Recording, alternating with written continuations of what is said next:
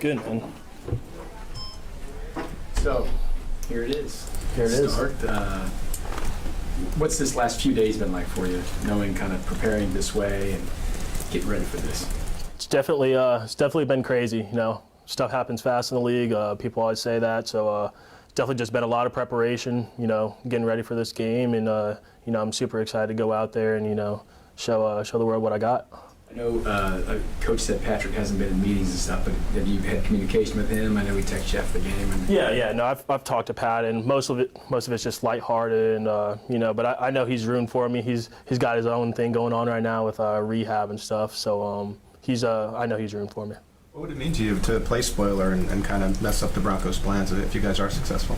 That'd be great. It'd be a great Christmas, that's for sure. It'd make the mood a lot lighter at home after the game. But we know we're facing a great opponent in Denver, one of the best teams in the league right now, not only defensively but offensively as well.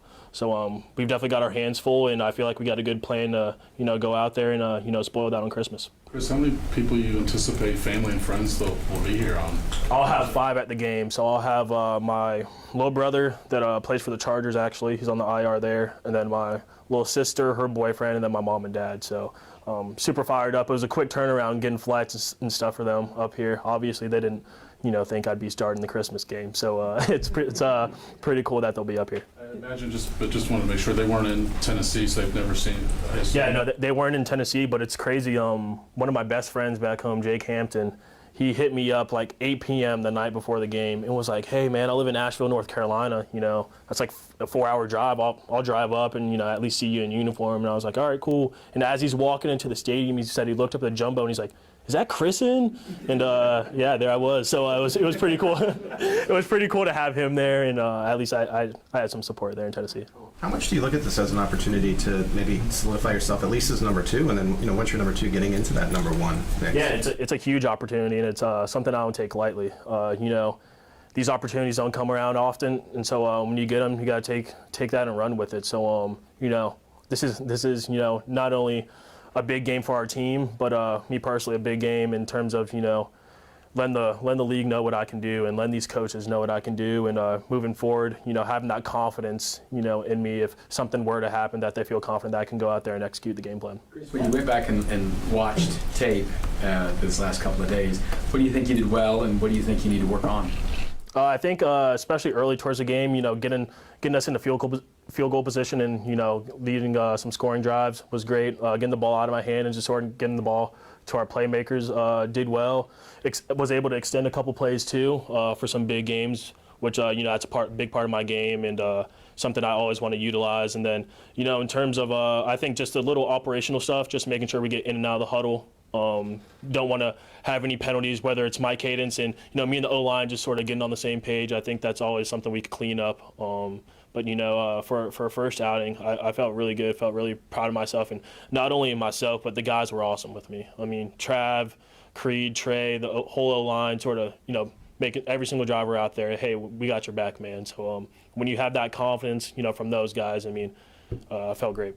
They literally told you that? Yeah, every single drive, Trey would look at me and he's like, "I got your back, man." And that just speaks to his character and our whole offense, our whole team, that they just rally behind me like that. Hey Chris, you got cut out of training camp last year and you didn't re-sign for a couple months. Can you take me through those 2 months? What was going through your mind? What did you do? Yeah, that was a different experience for me. I was in a different city every single week, working out. I believe I worked out with like 7 or 8 teams. So I was just constantly in hotels and getting flights and stuff like that. And, you're sitting at home with your buddies on Sundays watching games, and you're like, man, like I really used to be out there on those Sundays. So it definitely makes you, appreciate any opportunity you have to be in this league, no matter it's active roster, practice squad. It is hard to play in the NFL, and it's hard to stick on rosters.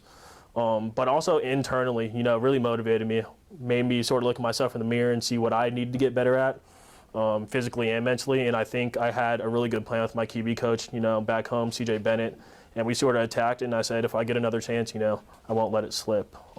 Yeah. We've seen over the years, Chris, how much you prepare each week. But is there a different juice this week when you're on the field for the walkthrough this morning?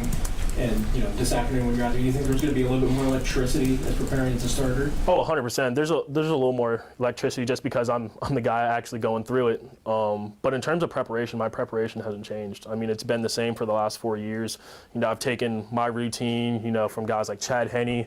When I first got here my rookie year, obviously Pat, I sit next to him every single day and watch how he goes about his work. So I sort of just stay in my routine. That's where I feel comfortable.